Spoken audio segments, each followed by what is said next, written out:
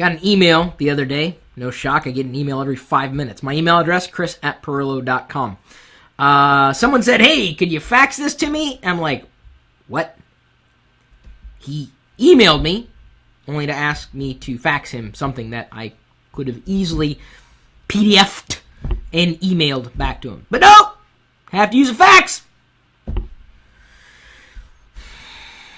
I don't know if he thinks we're still living in the 80s. I realize that hardware still ships with fax capabilities. But it seems to me that there are some people out there who cling on to the past, even though technology continues to advance. And that doesn't mean that you should upgrade every year, but I think we can all agree that the days of the fax are behind us. So we've got a good story posted on LockerGnome.com, why you should simplify your tech lifestyle. And part of that may mean eschewing things that you no longer need to have. You'd be surprised. People ask all the time, Chris, what kind of gadgets do you have lying around? I don't keep that many, to tell you the truth. I have really what I need, and then beyond that, I either sell it, I donate it, I give it away, I pass it on to family members who might need something. I keep things minimal, and I'm not just saying that. You guys have seen the home office tour. Some of you have seen the full house tour. I don't keep a lot of stuff lying around.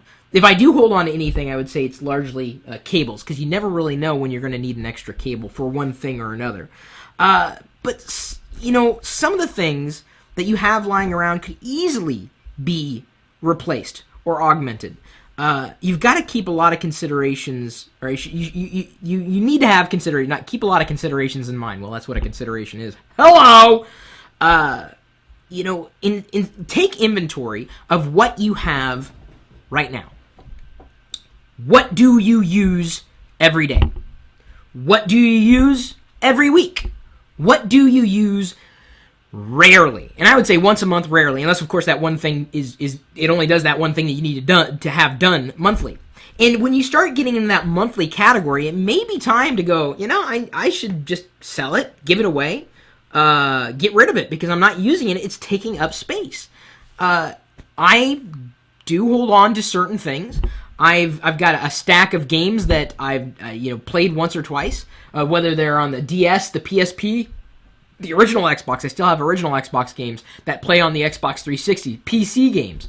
I'm looking at the shelf of media that I hardly use. So the next garage sale that we have, and there's in our neighborhood, we do one of these once a year. I'm going to put most, if not all, the games out there to be sold, because they're not.